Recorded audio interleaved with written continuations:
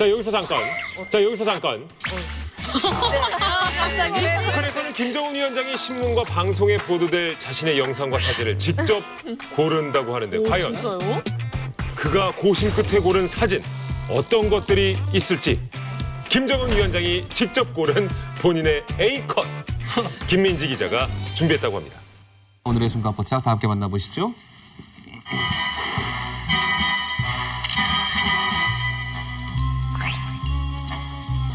조끼 차림의 남성이요. 한 손에 짐을 든 채 집 밖을 나서고 있습니다. 네, 김정은 위원장이 직접 고른 A컷 그 첫 번째 사진입니다. 여기는요, 평양의 대표 놀이공원인 릉나 인민유원지인데요. 놀이기구를 타기 전에 설레는 김정은 위원장이 아주 환하게 웃고 있습니다.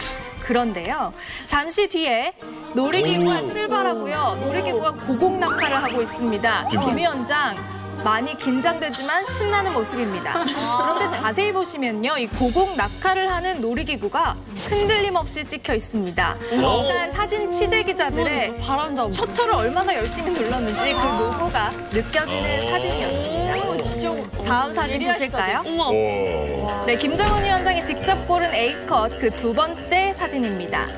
친근한 지도자의 이미지. 자, 김정은 위원장이요, 인민군을 어부바 해주고 있습니다. 환하게 웃으면서 엎혀있는 사람은 울먹이기까지 하는데요. 그런데요, 저는 이게 연출컷인 것 같아요. 왜요? 왜 그런지 보시면요, 뒤에 있는 두 명을 자세히 보시면 엎혀있는 사람을 함께 들어주고 있습니다. 그러니까 김정은 위원장이 직접 들어준 건지 아니면 뒤에 있는 사람들이 도와준 건지 살짝 헷갈리지만 어쨌든 친근한 지도자 이미지의 김정은 위원장이 마음에 들어한 사진이었습니다. 다리도 안 꼬고 있잖아. 김정은 위원장이 직접 고른 A컷 그 세 번째 사진입니다. 김정은 위원장이요, 많이 화가 나 있습니다. 허리에 손을 올리고 화를 많이 내고 있는데요. 여기는 한 교육시설인데 이렇게 화를 내는 이유가 있습니다. 왜 학생들의 교육시설을 아기자기하게 만들어주지 못하느냐 하는 겁니다. 자, 돈 줘야지. 자, 이번에는 안경까지 벗어 던졌습니다. 옆에 있는 간부들이요, 쩔쩔매면서 메모도 하고 있고 열심히 듣고 있죠. 자, 카리스마 넘치는 모습을 보여주고자 이렇게 불같이 화를 내는 모습을 연출한 걸까요? 그의 카리스마 있는 지도자 모습을 보여주고 싶었나 봅니다. 지금까지 김민지의 북한 언론 숨가부착이었습니다.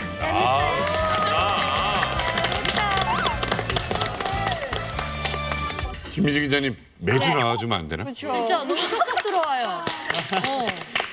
저 사진들이 정말 김정은 위원장이 직접 고른 걸까요? 그렇죠. 자기 사진까지 골라요? 정치 보도반, 사진 보도반이 따로 있거든요. 김일성 정석 사진 찍는 것들은 그것만 따라다면 찍어요. 예, 걔들은 훈련을 엄격히 받아요.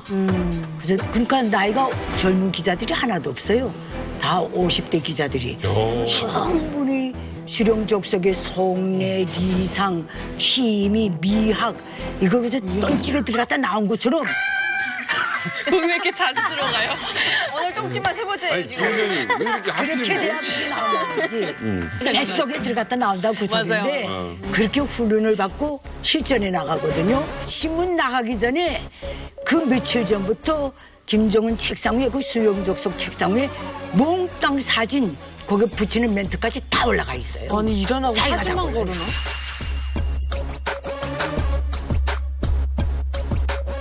저 취미도 보니까 김일성 때 자기 사진 고르는 취미하고 김정일하고 김정은이가 완전히 다르네요. 그 김일성이는 다 북한 사람들 알 거예요. 검독광산 여성들 속에서 많이 웃으시는 네네네. 김일성. 인민들 속에서 이런데. 그러니까 웃고 그 옆에 버리우드 여자들이 쓰고. 여자들이 하나 둘 앉아 다 웃는 거.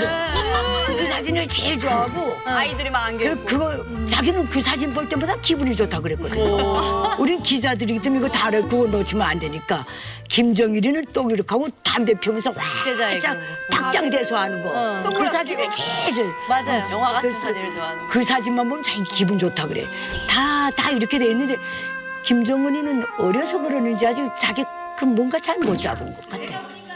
이한되는 게 수없이 많은 사진 올리잖아. 근데 왜 기자들도 알잖아. 이거 안 올리는 게 나을 텐데. 올려. 오늘 고르십시오 했는데 이걸 골랐어. 여긴데 이러고 있어. 야, 이거 뭐 잘못한 거 아니? 그래도 우리가 보기엔 웃기지만은 어쨌든 김정은이 보기에는 자기가 그게 좋은 거예요. 근데 만약에 사진을 좀 못 찍었어요. 그런 경우에는 혹시 수룡님 혹시 놀이기구 한번 더 타주실 수 있겠습니까? 이런 멘트를 할 수 있나? 실용적서 기분에 따라서 자기 기분이 좀 한 번 더 찍을 수도 있고 자기 기분이 성질 나 있으면 안 하는 거죠. 핫하네. 기분에 따라 다 움직이니까. 다혈질이네. 그리고 이제 백마탄 사진국 김정은이 어렸을 때 백마가 얼마나 불쌍해요. 동족까지 다 얘기하더라고. 말이 백두산의 백마. 나 걔 척추 한번 봐야 된다고 봐. 주간판 탈출이에요. 탄 기자들이 올라가서 그거 찍었을 거예요. 다 찍고 자기가 다 고르는데 김정은이도 추웠던 것 같아요. 벌다고 시퍼렇게 얼어가지고 그 사진 한 컷을 건지겠다고. 질문이 있습니다. 인민일보에 만약에 김정은이나 김일성 사진이 나왔을 때 신문은 반을 접잖아요. 접히는 곳에 있을 수도 있어요? 안 돼요. 있으면 안 돼요. 신문은 허리 꺾인다든가 목이 꺾인다 절대 못 접어요. 평면으로 딱 1호 사진이 들어간 거는 그렇게 관리해야 돼요. 그거 접혀서 막 다뤄서 정치범 시용소에 끌려간 사람들이 많아요. 그러면 신문 전신 컷이 없겠네요. 전면에 사진 나온 게 그냥 전체. 나오는 거죠. 그때 그 노동신문에 전신 하나 나오면 굉장해요. 들고 다니러 꺾지 못해서. 네. 1호 신문은 모시고 1호 다니는 거. 신문은 모시고 이렇게. 야, 신문을 펴서 다녀야 돼? 아니 혹시 김일성이 홍 나온 거 아시죠? 다? 네네. 어디요? 김일성이 여기 홍 아, 나온 근데 거. 그게 진짜입니까? 네.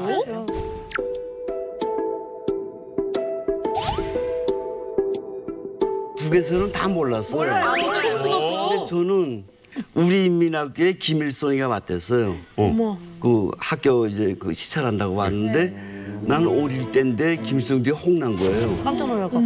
너무 깜짝 놀라가지고 난 아이 때부터 항상 처상하고 경건한 모습만 봤는데 와 원수님 뒤에 혹이 나왔네.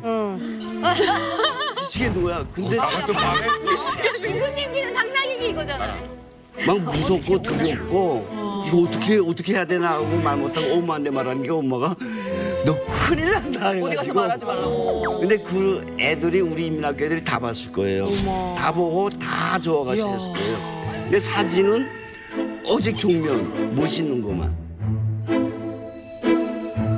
근데 한국 보도 사진 같은 경우에는 포토샵을 안 하지 않나요? 한국에서 나오는 보도 사진에서 유일하게 작업을 한다고 하면 모자이크가 될 겁니다. 얼굴을 공개해서는 안 되는 사람이 있으면 얼굴을 가려서 나가는 거 모자이크라고 하잖아요. 그런 거밖에는 없고 뭐 누구를 예쁘게 포장해 준다든가 그런 건 절대 없죠. 야, 사진으로 보니까 확실히 재밌습니다. 계속해서 그렇다면 북한의 보도에 대해서도 살펴보도록 하겠습니다. 최근 북한 뉴스에 한국의 영화를 콕 집어서 비난한 기사가 실려 있다고 하는데 이 소식 역시 현장에 나가 있는 방송국여신, 보도국여신 김민지 기자가 전해드린다고 합니다. 나와주세요. 네, 또 하나 준비한 게 있습니다. 2019년 6월 18일 북한의 언론 매체죠. 조선의 오늘에서 한국 영화에 관한 기사를 다뤘다고 해서 제가 특별히 이만갑 여러분들을 위해 준비해왔습니다. 자, 북한의 언론이 비난한 한국 영화가 있습니다. 바로 뭐냐면요. 네, 1000만 관객을 돌파한 한국의 봉준호 감독의 기생충이라는 영화입니다. 네, 백수로 살던 가족이 부잣집에 들어가서 뭐 가사 도우미라든지 운전기사, 과외 선생님 같은 거를 하면서 기생한다는 그런 내용의 영화잖아요. 과연 북한 뉴스에서는 이 기생충을 어떻게 해석했을까요? 네, 북한의 언론은요, 이 영화가 인기를 끈 원인이 남조선의 빈부격차의 실상을 보여주는 데 있다. 이렇게 하면서 자본주의 사회는 썩고 병든 사회다. 이렇게 비판했습니다. 또한 남조선에서는요, 이 금수저, 흑수저라는 말이 유행하면서 이 빈부격차가 극도에 달하고 있다. 이렇게 흉을 보기도 했습니다. 아유, 겨 묻은 게 똥 묻은 게 흉하더라. 그러면서 북한은요, 자신들은 평등하게 살고 있고 또 세상 사람들의 부러움과 동경의 대상이 되고 있다. 남조선은요, 앞날에 대한 희망도 미래도 없는 사회다라는 내용으로 기사를 마무리하고 있습니다. 자, 북한 언론의 기막힌 선전선동, 이렇게 탄생하는 거였군요. 지금까지 김민지의 북한 언론 순간 포착이었습니다.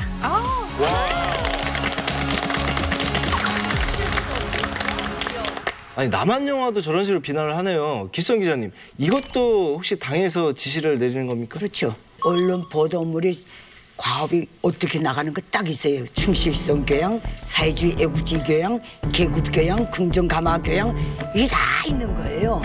거기서 계급주의 교양이 저기 들어가는 거예요. 그거는 대한민국을 상대로는 계속 물고 뜯으라는 거예요. 계속 공격하고 뜯으라는 거예요. 그래야 인민들이 계급적 각성을 갖고 계급적 적들을 중모해서 끝까지 싸울 수 있다는 거예요. 그 김일성 족속은 대한민국의 모든 현상을 다 왜곡해가지고 저렇게 보도하는 거예요. 저거는 출판 보도 준칙 원칙이 하나 들어가 있어요. 출판 보도물 집필 원칙에도 들어가고 검열 원칙에도 딱 들어가 있는 거예요.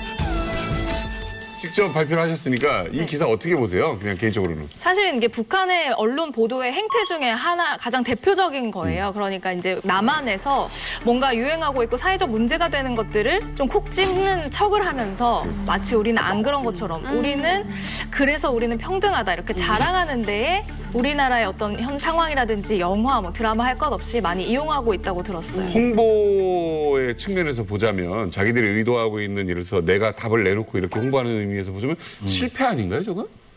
실패죠. 우리는 평등하다고 얘기하는. 그러니까 저게 왜 드러나면 저런 기사를 내가지고 북한 주민들이 뭔가 공감을 하려면 기생충을 보여줘야 됩니다, 북한 주민들한테. 그러니까 봐야 될 것 같아요. 근데 그 보여주는 순간 그냥 다 남한에 대한 선동이 다 되기 때문에 보여줄 수가 없어요. 그러니까 저거는 이제 북한 정권이 그냥 늘 하는 그냥 비난 그런 걸로 느껴지는 것이지 북한 주민들은 저 뉴스를 거의 믿지 않는다고 봐야 돼.